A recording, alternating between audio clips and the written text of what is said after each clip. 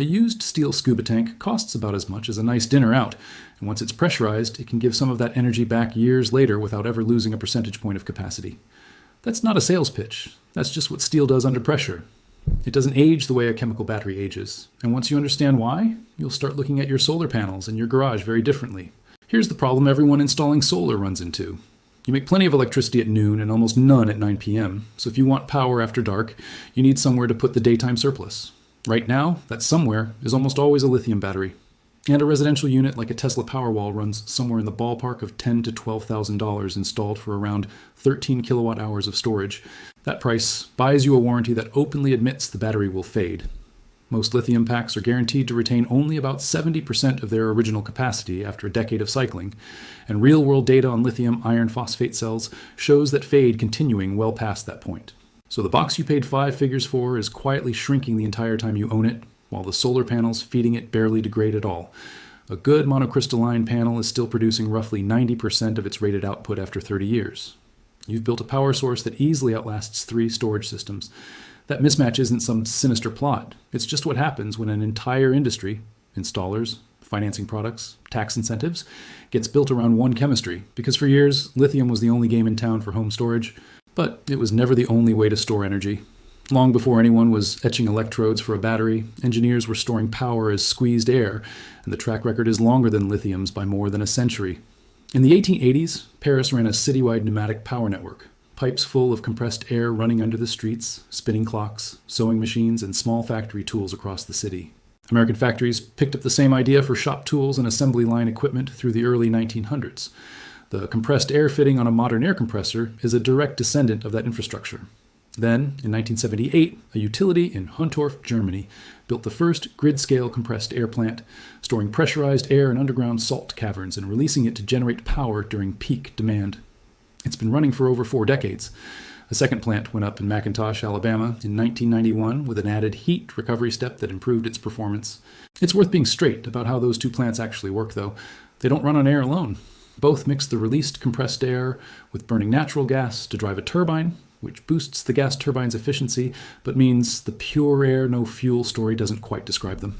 The closer modern analog to a fuel-free home system is Highview Power's liquid air plant near Manchester, England, a 5-megawatt demonstration facility that cools ordinary air until it liquefies, stores it in insulated tanks, then lets it expand through a turbine on demand, using nothing but the atmosphere as its working fluid.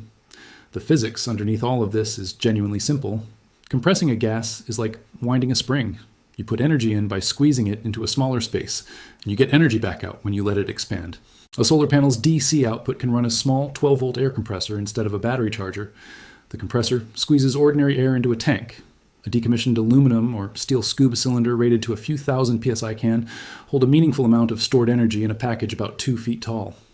A regulator steps that pressure down to something a small air motor can use, the same category of rotary air motor that's been standard equipment in auto shops and dental offices for decades, and the motor's spinning shaft turns a small DC generator. No lithium chemistry, no thermal runaway risk, no battery management electronics to fail. The honest number you need before getting excited, though, is efficiency. Independent engineering studies of small compressed air storage prototypes, including a documented listed building retrofit in the EU, have measured round-trip efficiency, electricity in versus electricity back out, anywhere from around 12% for a simple low-pressure setup up to somewhere in the 40 to 50% range for higher pressure systems with better heat management. Compare that to the 85 to 90% round-trip efficiency of a modern lithium pack, and on paper lithium wins that particular contest outright. What compressed air offers instead is durability. A steel tank doesn't have a cycle count. It has a hydrostatic test interval, and tanks routinely pass that test for 30 years or more. Whether that trade-off, losing more energy per cycle in exchange for a component that doesn't degrade, pencils out for you depends entirely on how much surplus solar you actually have to spare. So why isn't this on any rebate list? Not because of some hidden legal trick. Current IRS guidance for the federal solar investment tax credit actually lists compressed air explicitly as an eligible storage technology, right alongside batteries and pumped hydro. It only counts as storing electricity, not energy, story doesn't hold up.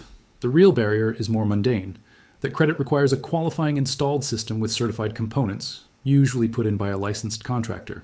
A one-off garage build with a used scuba tank and a $20 air motor doesn't fit that paperwork.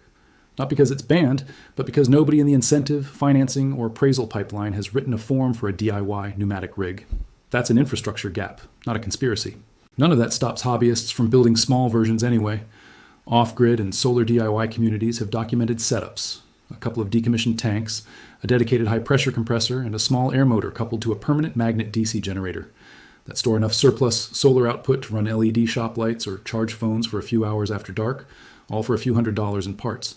Engineers working on rural microgrids in parts of the developing world have also tested small, compressed air plus solar setups to cover nighttime lighting loads in areas without reliable grid access, though published numbers on efficiency and output vary a lot by design, so treat any specific figure from a given build with some skepticism until you've verified it yourself. If you want to try this, the parts list is short. A used steel or aluminum scuba tank with a current hydrostatic certification, which you can usually find through a dive shop or online marketplace for well under $150, a dedicated high-pressure compressor rated for several thousand psi, since a standard shop compressor won't get there, a small rotary air motor, a permanent magnet DC motor to use in reverse as a generator, and a two-stage regulator to step working pressure down to whatever the motor needs. All told, a small system is realistically buildable for a few $100s in parts. Take the safety side seriously, because this is genuinely different from wiring up a battery. A tank without current hydrostatic certification should be pressure tested before you fill it. That's a real service most dive shops and fire extinguisher shops offer for a modest fee, and it's not optional. Use only brass or steel fittings rated for your working pressure. Aluminum fittings can crack under repeated pressure cycling. A failure on the high pressure side of a system like this isn't an inconvenience. It's a projectile hazard. So build to the tank and fitting manufacturers' rated limits, not past them.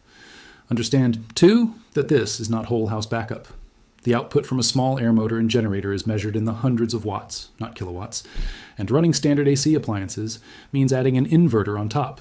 It's a way to keep a few lights and small devices running, not a lithium battery replacement, and both the compressor and the air motor make noise in the range of a shop compressor, so it belongs in a garage or shed, not a living room.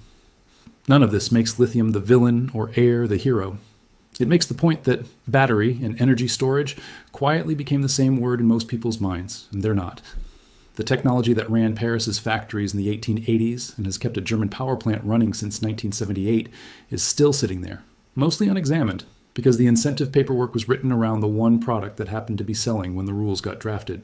If you've got surplus solar in a shed, it might be worth a second look. That's it for this one. Hidden Fix Lab will be back with the next overlooked idea worth testing for yourself.